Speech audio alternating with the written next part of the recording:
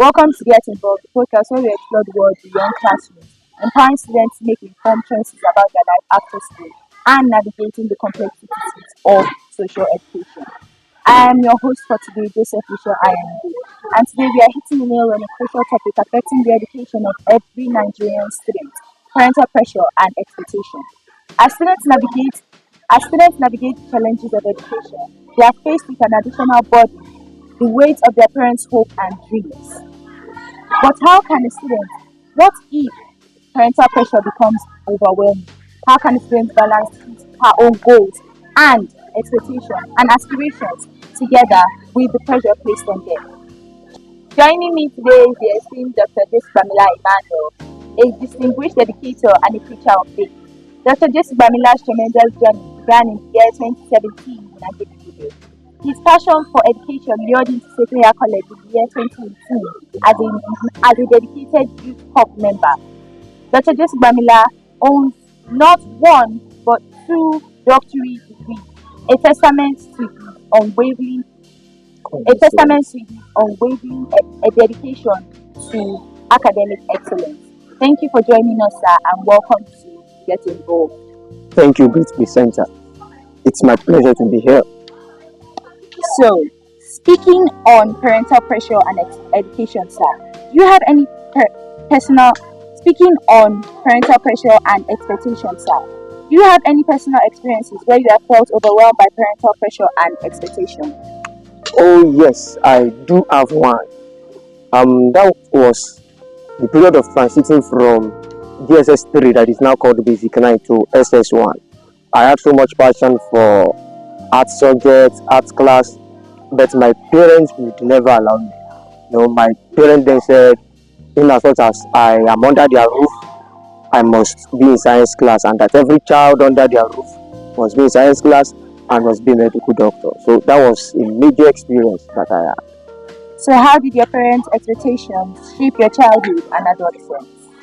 Oh, well, their expectations and their pressures did shape my childhood in the sense that I became mentally independent. I wasn't carrying them along in virtually anything and everything that had to do with me. I reasoned alone, I took decisions alone, but still following the expectations of my dean in science class. So I grew up to become independent. What motivated you to pursue your current path and obtain two doctorate degrees on a roll? And did parental pressure play a role? Yes, parental pressure played a very vital role, since they wanted me to be a medical doctor and I couldn't achieve that. So I had to actually pursue PhD degrees, and so that the word or the title doctor could be added to the name, since nobody in the family has ever attained that title. So just to satisfy them, I had to study to the point of bagging PhD degrees. How does parental expectation influence academic choice and career path? Parental pressure and expectations influence career paths, career choices in a very tremendous way. Number one, or let me say, it can influence both positively and negatively. In the positive sense, it helps motivate the students to achieve that which their parents would want them to achieve. And then number two, it helps guide the students. Some of them may not be exposed to what is needed for them, maybe not so much enlightenment, but parental expectation would help them to be enlightened and would guide them into the right career choice, into the right career path. And on the other hand, negatively, it can actually bring about a shift, or let me say an abortion of the student's dream, the student's vision. There is a change of interest, and it can actually make the student not to live up to what he or she had ever desired to live up to. What happens then if the students meet up to the parental expectations? If the students do not meet up with parental expectations, a lot can actually happen. As we have had instances of students not meeting up with parental expectations, and they are not meeting up actually led to a breach in communication in the family. It brought about communication strains. Just like I used myself as example, that there was not so much communication again between myself and my parents. Even up to date, they don't know so much about what I do, about what is going on with me. So it can bring about communication strain in the family. It can also lead to poor self-concept, low self-esteem for that student. Because when the student does not meet up, the student begins to blame himself. The student sees himself or herself as a failure, and the student does not live up to his or her expectation. So there is a long-term dissatisfaction. In fact, for an entire lifetime, that student may grow up to become an adult that has this attitude of transfer of aggression, just because he was not able to meet up with the parent expectation, and he was not able to even live up to his own dreams, his own vision.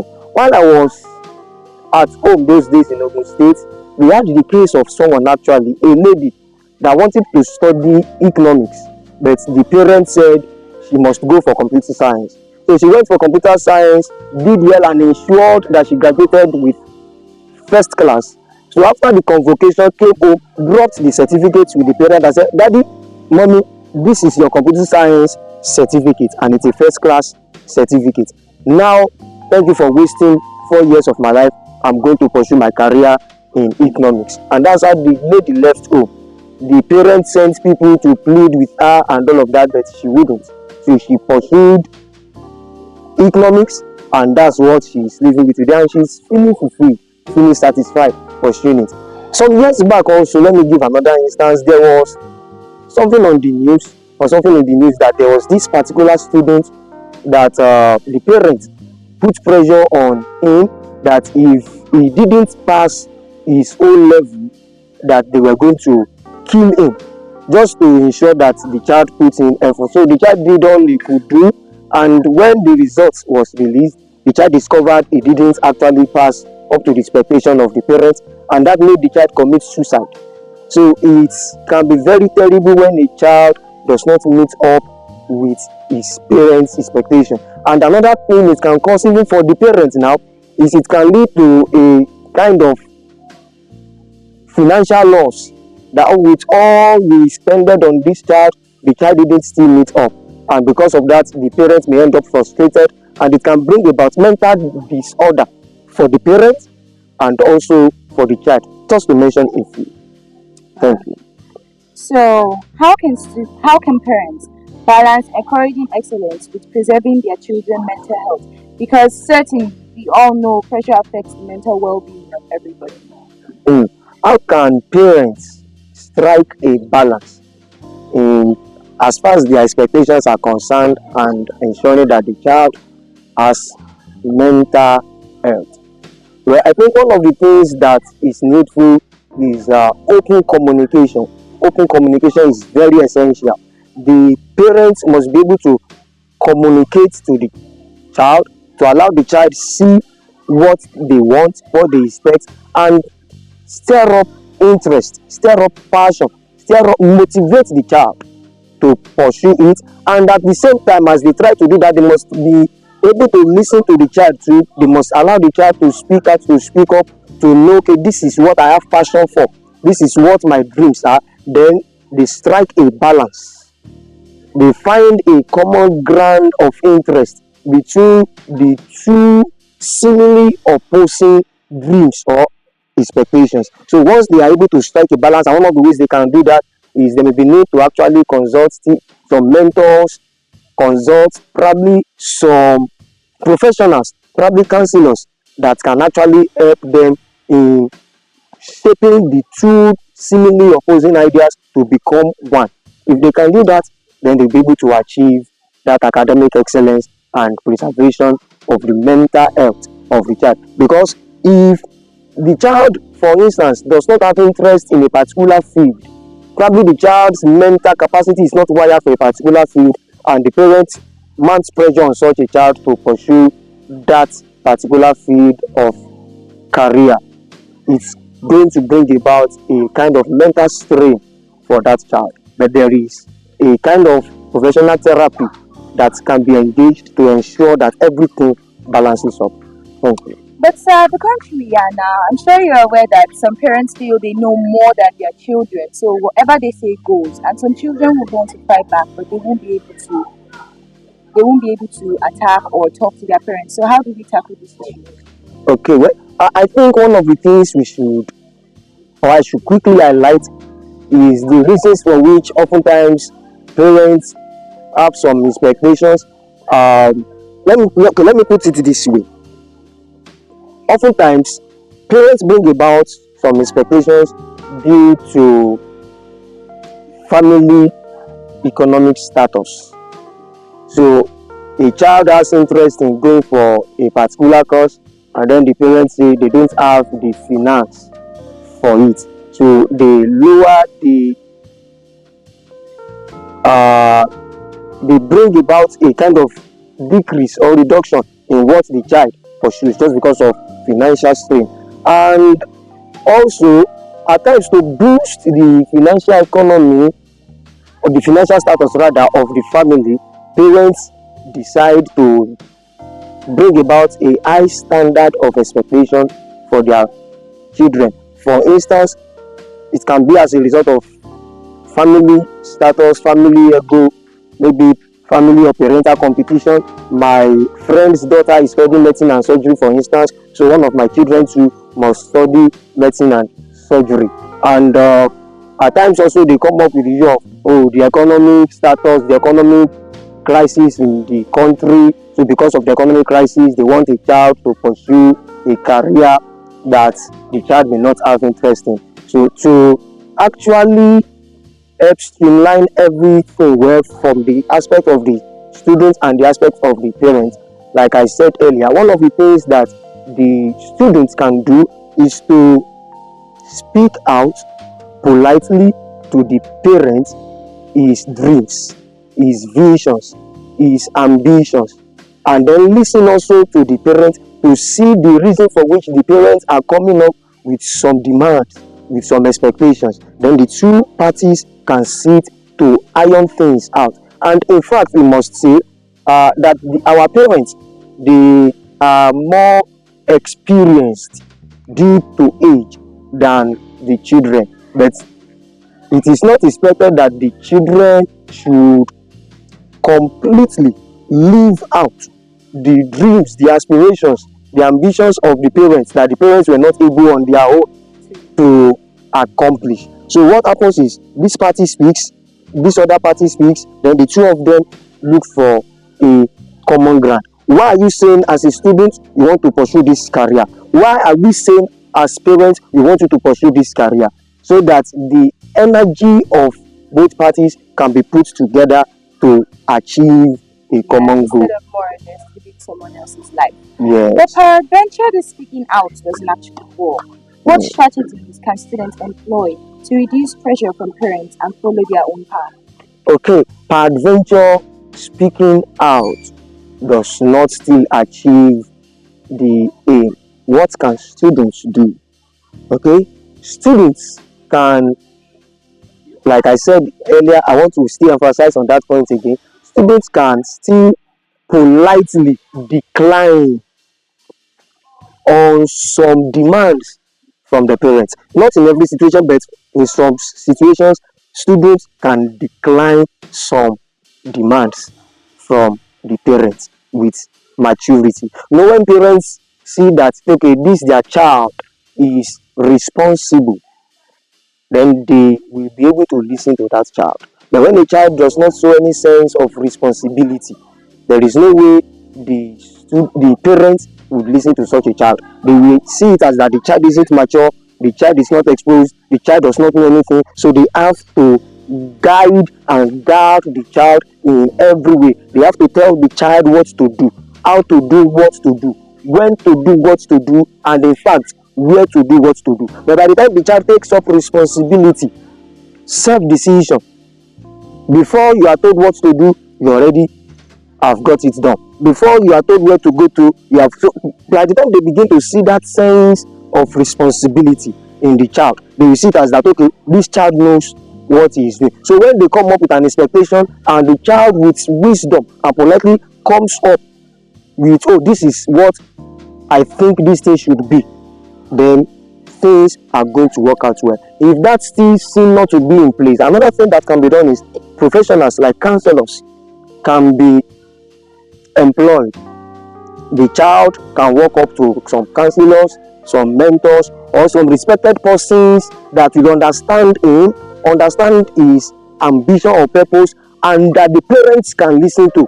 There are some persons when you walk up to them, your parents, yeah. So if the students can get someone probably like the school administrator, a counselor, a mentor somewhere, a spiritual leader that the parents can listen to, then he can speak to such a person, and then those persons can help speak with the parents, and everything will work out. But just in case, at the end of the day, none of these things work out, what does the student do?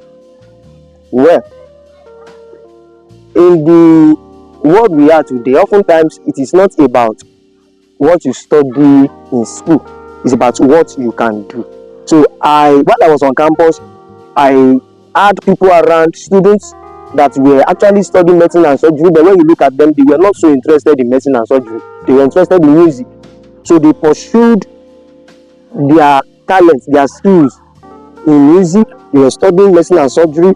They graduated, they passed, but even before graduating, they had already waxed that box. So they gave it all they could. So just in case a child or a student finds himself in such a situation where there are conflicting ideas, just like I gave the instance of people studying medicine and surgery and still pursuing music, the students can pursue what the parents are expecting from him or her, and still by the side pursue that gives him or her satisfaction. For instance, probably skills, learn some skills, at the same time go to school, so that at the end of the day, even if the person is not working with the papers, with the certificate, the person can still work with his skills, with his talents, and fulfill. Because one thing is this: no matter how much someone earns in a field that the person is not interested, the person will not feel satisfied. And this is one of the things that parents must actually realize. For instance, I'm not interested in medicine and surgery, and then I ended up, because of my parents' expectations and pressure, studying medicine and surgery, and probably I'm earning hundreds of thousands or in millions. I may never get fulfilled until I do that which really interests me, which really gets me satisfied. So that's why I'm saying, if all we have talked about does not work, the student can still not disobey the parents, and at the same time still pursue what gives him satisfaction. But don't you think that can also be classified as wasted years? Yes, that can be classified as wasted years if the child is not able to actually pursue that career that gets him satisfaction and fulfillment. But in the long run, one thing the child can do is the child may still have to create passion, create interest.